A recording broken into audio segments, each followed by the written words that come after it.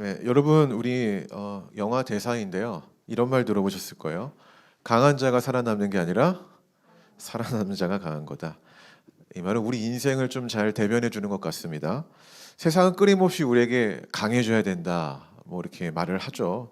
하지만 정작 중요한 건 끝까지 버티는 것 같다는 생각이 많이 듭니다.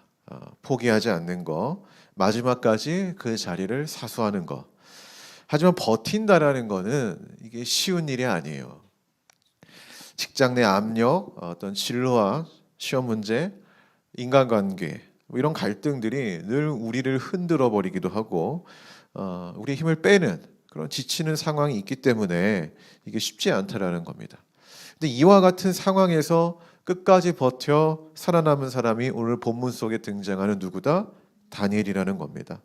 다니엘은요, 전반적인 걸 보면은 자신을 이렇게 무너뜨리려는 이 바벨론 세상으로부터 누구보다 버텼고 지켰던 삶을 살았던 사람인 거예요.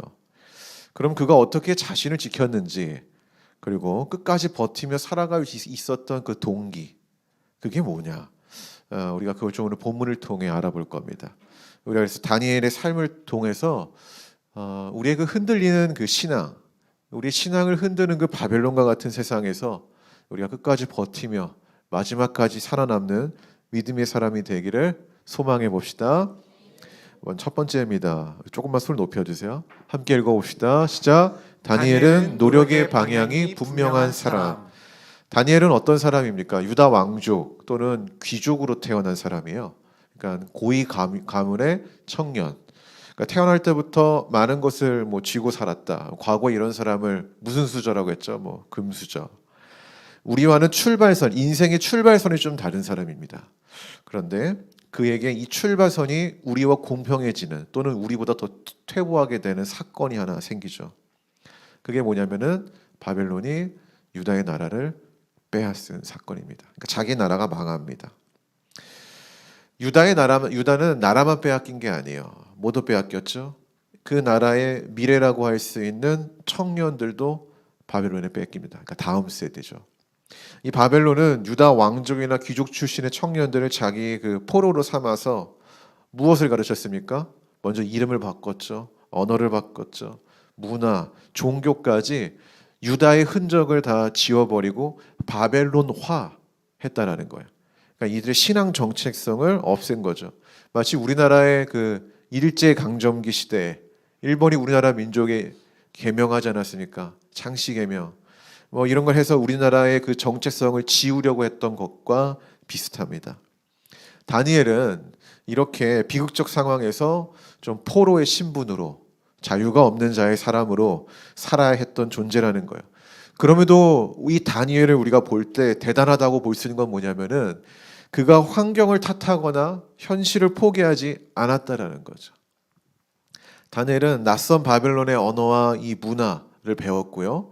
정치, 역사, 철학, 수학, 점성술까지 굉장히 성실하게 노력하며 배우며 자신의 이 실력을 키워왔습니다. 그 결과 어떻게 됩니까? 이게 끈질긴 노력 덕분에 포로에서 바벨론의 뛰어난 관리로 올라가게 되죠. 심지어 왕이 여러 번 바뀝니다. 제가 알기로 한 세 번 바뀌나요? 그럼에도 불구하고 다니엘은 그 높은 지위를 늘 유지했죠. 특히 오늘 본문 6장에 보면은 왕이 바뀌었을 때 이 나라를 국정으로 운영하는 총리 몇 명을 세우냐면 3명을 세웁니다. 그 중에 한 명이 누구다? 다니엘이 됐다라는 거예요. 심지어 그 3명 중에 다니엘이 가장 뛰어나서 총리 중에 총리가 됩니다. 이러한 성공의 배경에는 남들이 알지 못하는 다니엘의 엄청난 이 노력이 있습니다. 그가 오늘 위치에 오르기까지 한번 생각해 보자라는 거예요. 얼마나 피땀 어린 노력을 했을까? 여러분, 성공은 그저 운이 좋아서 얻어지는 게 아니에요. 누구보다 더 성실하게 그리고 노력하며 살아온 증거라는 거죠. 그런데 우리가 오늘 초점에서 볼 거는 다니엘의 성공은 아닙니다. 다니엘이 무엇 때문에 왜 그렇게 치열하게 노력하며 살았을까? 그 노력 뒤에 숨겨진 이 다니엘의 동기는 무엇인가라는 거죠. 다니엘 1장 8절에 이런 말이 나와요. 다니엘이 뜻을 정하여 혹시 어떤 내용 가운데 나오는지 다들 아시죠? 바벨론을 포로로 갖고 와서 이 바벨론이 아까 가장 했던 게 뭐라고 했죠? 유다의 정체성을 지우는 거였잖아요. 그래서 왕이 주는 음식을 먹고 막 이랬는데 이때 다니엘의 뜻을 정했다라는 거예요. 이게 무슨 말이냐면은 바벨론의 나라에서 포로로 살 수밖에 없는 현실이지만은 하나님 나라의 백성으로서 이 정체성, 내가 하나님 믿는 자의 그 삶, 그것만큼은 절대로 빼앗기지 않겠다라는 결단을 했다라는 거예요. 이게 바로 바벨론의 환경에서 자기를 그 흔드는 문화 속에서 끝까지 버틸 수 있었던 동기가 되고 이유가 됩니다. 그러니까 결국 그의 노력이요. 이런 말이에요. 다니엘은 성경에서 한 번도 내가 총리가 되겠다. 그를 위해서 내가 노력하겠다라는 목적 설정이 나오지 않았다라는 거예요. 그의 목적 설정은 어디에 나오냐? 이 자기가 세운 하나님의 뜻을 따라 사는 것. 그러니까 하나님의 자녀로서의 정체성을 지키는 것. 거기에 노력이 있었다라는 거예요. 그러다 보니까 결국에 어느 자리까지 올라간 거예요? 총리라는 자리까지 올라갔다는 거죠. 잘 생각해 보세요. 오늘 본문에서 이 노력의 방향은 결국 어떤 총리나 성공이 아니라 하나님의 자녀로서의 정체성, 그 뜻을 지키며 사는 것, 거기에 있었다라는 겁니다. 저는 요즘 매일 밤 10시가 되면 교회 옵니다. 한 이틀에 한 번 걸로 와요. 제가 교회에 와서 하는 일은 1분 영상을 찍는 겁니다. 혹시 보고 계시나요? 1분 영상. 사실 여러분 보라고 올리는 건 아니에요. 그거는. 왜냐하면은 나중에 그건 얘기할게요. 이게 제가 오래전부터 해야겠다는 생각을 했었습니다. 굉장히 오래전부터. 하지만 행동으로 옮기기에는 굉장히 오랜 시간이 걸렸어요. 왜? 이게 보통 힘든 일이 아니거든요. 많은 시간을 써야 됩니다. 그리고 한 번 하면은 멈추면 안 됩니다. 제가 코로나 시기 때 이 5분 영상 올리는 거 했었거든요. 그때 그 5분 영상 원고 묵상하고 원고 쓰고 영상 찍고 뭐 편집하고 하면은 보통 6시간에서 8시간이 걸렸어요. 근데 그걸 또 하려고 하니까 너무 힘든 거예요. 그래서 좀 그런 부담이 있어서 행동으로 옮기기가 어려웠는데 마음 한편에 이런 마음도 있었어요. 어떤 마음이냐면은 이게 물론 부담되고 힘들지만 혹시나 누군가가 이것 때문에 하나님의 마음을 좀 갖지 않을까? 하나님의 위로를 얻을 수 있는 통로가 되지 않을까? 그 마음이 한켠에 있었다라는 거예요. 그래서 제가 그때 어떤 생각을 했냐면은 그래 그 마음이 사라지기 전에 내가 좀 붙잡아 보자. 그래서 제가 민수 선생님한테 하나의 그 미션을 줬습니다. 빨리 무선 마이크 알아봐. 민수 선생님이 쿠팡에서 알아봤어요. 최저가형 그러나 성능은 좋은. 딱 보내줬죠. 그래서 제가 그거를 바로 구입을 했습니다. 왜냐하면 이렇게 또 저질러 놔야 저는 약간 아까워서라도 하는 스타일이거든요. 저는 약간 물건을 사면은 그게 막 해질 때까지 쓰는 스타일이라 저질러 놓으면 내가 하지 않을까. 그렇게 주문을 하고 저는 그게 오기까지 하루 정도 시간이 있었는데 촬영 계획을 세웠습니다. 이렇게 촬영을 할 때 가장 먼저 해야 될 게 뭐냐면은 가장 어려운 게 뭐냐면은 원고를 쓰는 거예요. 원고. 너무 어렵거든요. 그게 원고 쓰는 게. 그래서 그 하루 동안 8편의 원고를 미리 써놨어요. 어떤 그 목적을 정하고 그 원고를 다 써놨습니다. 이게 시즌 1, 2, 3가 있거든요. 시즌 1이 8편이에요. 지금 시즌 2가 올라가고 있는데 현재 시즌 3 8편까지 써놓은 겁니다. 시즌 3 절반까지. 아무튼 그러고 8편을 작성하고 그 다음날 그게 왔을 때 이제 이틀에 한 번 밤에 와서 교회에 와서 한 2-3시간 정도 이제 작업을 하고 새벽에 오는 겁니다. 주변에 이게 영상들을 보고 피드백이 오죠. 영상을 보고 피드백이 옵니다. 이제 어떤 목사님들은 더 유명해져라. 그리고 더 쓰임 받아라. 조회수가 어떻게 하면 높게 나올까 연구를 하고 뭐 이런 말들을 해요. 근데 저도 그런 말들에 유머스럽게 그래요. 제가 인플루언서가 돼서 한번 복음을 전하게 오겠습니다. 이렇게 맞장구를 치지만은 그게 저의 목표는 아닙니다. 제가 촬영을 시작하기 전에 저희 자리 끝에 와서 늘 기도하거든요. 이렇게 기도해요. 하나님, 성경 말씀 바탕으로 찍는 이 짧은 영상이 누군가에게는 위로와 소망이 되길 바랍니다. 누군가의 마음에 흘러가게 하시고 그냥 이건 통로가 되게 하여 주시옵소서. 이 짧은 기도 내용이 제가 이 영상 사역을 하는데 정한 저의 뜻이에요. 하나님의 정한 뜻. 이걸 통해서 누군가에게 하나님의 위로가 전달되는 것. 그리고 나는 통로가 되는 것.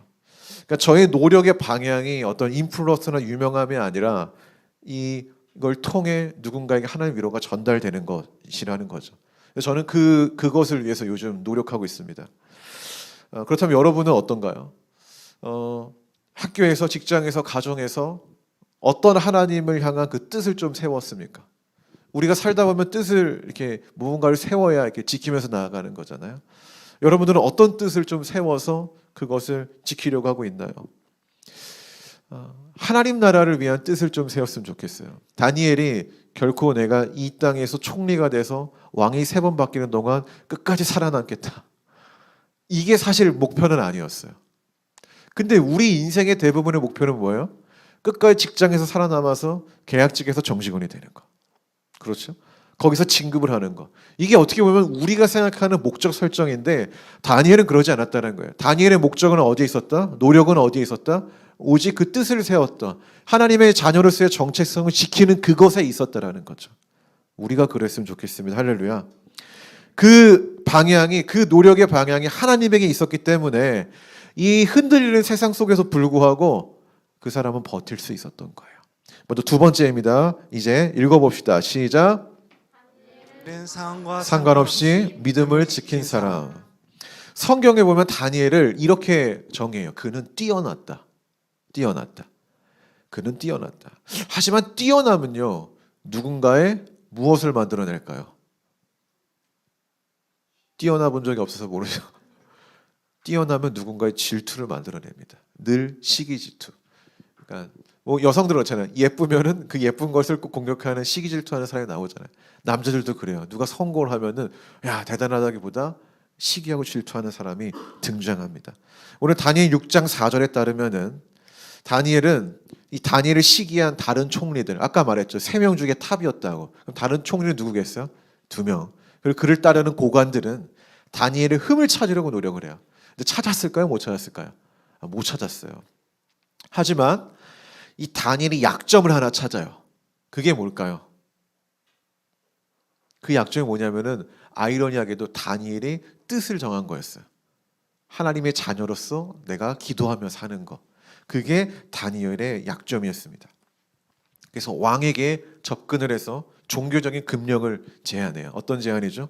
왕이여 30일 동안 누구든지 왕 위에 어떤 신이나 사람에게 기도하고 구하면은 어디에 던져진다? 사자굴에 던져진다. 왕은 이걸 받아들였을까요? 안 받아들였을까요? 받아들일까요? 안 받아들일까요? 받아들이죠. 왜?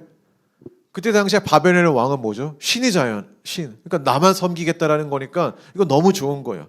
그래서 도장을 찍습니다. 뭐 이런 내용이 있어요. 그때 당시에 뭐 바벨론에서 도장을 찍으면은 이게 이제 끝까지 유효하다면서요. 뭐 그런 게 있다고 합니다. 이는 매일 3번씩 하나님께 기도하는 다니엘의 정체성을 무너뜨리기 위한 일이었습니다. 근데 중요한 건 다니엘이 어떻게 반응했냐라는 거죠. 그는 정말 우리가 아는 것처럼 평소 하던 대로 하나님께 어떻게 했죠? 기도했다라는 거예요. 오늘 본문에 보면은 한번 읽어볼까요? 10절. 자, 시작. 다니엘이 이 조서에 왕의 도장이 찍힌 것을 알고도 자기 집에 돌아가서는 윗방에 올라가 예루살렘으로 향한 창문을 열고 전에 하던 대로 하루 3번씩 무릎을 꿇고 기도하며 그의 하나님께 감사하였더라. 아이러니하지 않습니까? 여기서 몇 가지 우리가 알 수 있는 게 있어요. 이게 감사할 만한 일입니까? 아니죠. 근데 그는 감사했대요. 뭘 감사했을까요? 저는 그거 같아요. 그래도 내가 하나님을 아버지라고 부를 수 있는 것에 대한 감사이지 않았을까? 참 이런 다니엘에게는요, 아이러니함이 있어요. 우리는 만약에 우리였다면 어땠을까요? 여러분 한번 생각해 보세요. 체라님은 어땠을까? 100% 뻔해. 이건 내가 할 수밖에 없고 하나님도 이해하실 거야. 이렇게 우리는 타협할 거예요. 그렇지 않습니까? 우리는 이뿐만 아니라 우리 인생에서 하나님과 다른 뭐가 이렇게 저울질이 될 때 뭔가 내가 이걸 할 수밖에 없는 상황이 나에게 주어지면은 하나님도 이해하실 거야라는 타협을 한다라는 거예요. 근데 저도 그랬을 것 같아요. 그럼에도 불구하고 다니엘은 우리와 다르게 다른 선택을 했다라는 거죠. 그 동기가 뭘까요?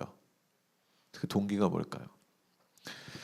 다니엘은 많은 것을 빼앗겼습니다. 나라를 빼앗겼죠. 나라를 빼앗겼다라는 것은 나라라는 개념보다 하나님을 예배할 성전을 빼앗겼다는 것과 더 관련이 있어요. 다니엘은 예배할 장소를 빼앗긴 사람입니다. 그렇죠? 자기의 어떤 민족의 모든 것들을 빼앗긴 사람이에요. 그 상황 가운데서 다니엘이 유일하게 지킬 수 있었던 건 뭐냐면은 자기 개인의 경건 생활이었어요. 그 예루살렘을 바라보며 기도할 수 있는 것. 이게 뭐였냐면 다니엘에게 신앙의 마지노선이었다라는 거예요. 이것마저 빼앗긴다라면은 다니엘에게 자기는 하나님의 자녀라는 이 정체성이 사라졌다라고 생각했다라는 거죠. 그래서 그는 이 신앙의 마지노선을 지키기 위해 어떤 상황이 오더라도 그 기도의 자리를 지켰다라는 거예요. 혹시 여러분에게 오늘 다니엘처럼 절대 물러서지 않겠다라는 신앙의 마지노선이 있습니까? 있나요? 이건 내가 절대 타협할 수가 없다. 어떠한 일이 있어도 내가 하나님의 자녀라는 정체성을 지키기 위해서 이것만큼은 내가 타협할 수 없다. 그런 거 말입니다.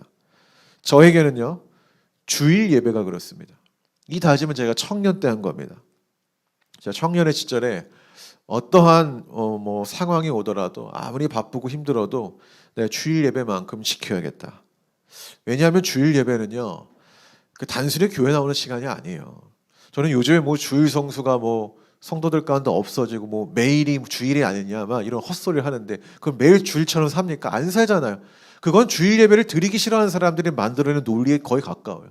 물론 신학적으로는 맞죠. 내일도 주일이고 내일 모레도 우리 주일이죠. 그럼에도 불구하고 우리가 주일을 지키며 살아가는 거는 저는 솔직히 얘기해서 다른 날을 주일처럼 드릴 수 없기 때문에 우리가 이렇게 제도적으로 만드는 거라고 생각합니다. 우리 안에. 그렇지 않습니까? 여러분, 우리가 아니라면 평소에 이렇게 하나님을 찬양하려고 1시간 전에 교회 와서 기도하고 연습하고 합니까? 안 하잖아요. 우리가 매일이 주일 갔다가 하는데 그러면 회사 가기 전에 30분 전에 우리가 일찍 일어나서 하나님과 기도하고 주일처럼 기도하고 나아갑니까? 안 하잖아요. 그렇죠? 그렇기 때문에 저는 주일 예배가 굉장히 중요하다고 생각해요. 누구는 이게 캐캐 묵은 오래된 신학의 어떤 신앙의 열매다. 신앙의 문화다라고 말할지 모르지만은 저에게는 내 신앙의 마지노선을 지키는 아주 중요한 자리입니다. 그래서 그 후에 명절이어도 긴 연휴가 와도 늘 주일 예배를 지켰습니다. 늘. 제가 이제 저희 집에 장남이어서 사실 명절에는 일찍 가야 되지 않습니까? 그때부터 욕을 먹는 순간이 있더라도 지켰습니다.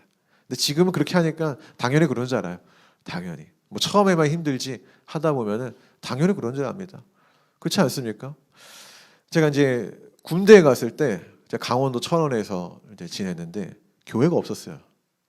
이 민통선 안에 있었거든요. 저는 교회가 없었습니다. 그래서 제가 했던 선택은 창고에 들어가서 찬양하고 성경 보는 거였어요. 그걸 예배라고 생각한 거죠. 하지 못할 이유가 분명했습니다. 안 해도 되죠. 주님 교회가 없는데 어떻게 합니까? 근데 그 속에서 내가 해야 할 이유를 찾고 내가 할 수 있는 걸 찾아서 하는 거예요. 저는 그게 정말 우리가 해야 되는 주일 예배 모습이지 않나. 적어도 저에게는 제가 꼭 지켜야 될 신앙의 마지노선이었다는 겁니다. 근데 딱 한 번 육군 정보학교를 제가 갔다가 철원을 갔거든요. 거기 갔을 때 한 번 교회를 못 갔어요. 한 번. 주일날 전입을 가서 교회 갈 시간이 지나간 거죠. 그래도 혼자 성경을 보는 거죠. 포켓 성경 같은 걸 봐서 내가 이렇게 예배를 드립니다. 저는 여러분 마음속에도 신앙의 마지노선 이것만큼은 나에게 어떤 해가 될지라도 절대 포기하지 않겠다라는 것을 정해놓기를 바랍니다. 할렐루야. 작은 실천부터 하세요. 예를 들어서 매일 짧은 성경 구절 하나 묵상하는 거. 내가 이것만큼은 내 신앙의 마지노선을 삼겠다. 특정 시간에 짧게라도 내가 기도하는 거. 시간을 정해서 내가 기도하는 거. 이것처럼 구체적인 방법들을 하나하나 이런 기도하면서 설정해서 꼭 지키기를 바랍니다. 그리고 웬만하면 되도록이면은 주일 예배 빠지지 않기로 정했으면 좋겠습니다. 저는 그게 가장 효과적인 것 같아요. 아무리 여러분 삶에서 말씀 한 구절 이렇게 묵상하고 읽는다고 해도 주일 예배 지키는 이 마지노선만큼은 효과가 있지 않을 것 같습니다. 인정하십니까? 할렐루야. 여행 가지 말라고 이제 사모님은 못 가요. 사모가 됐기 때문에.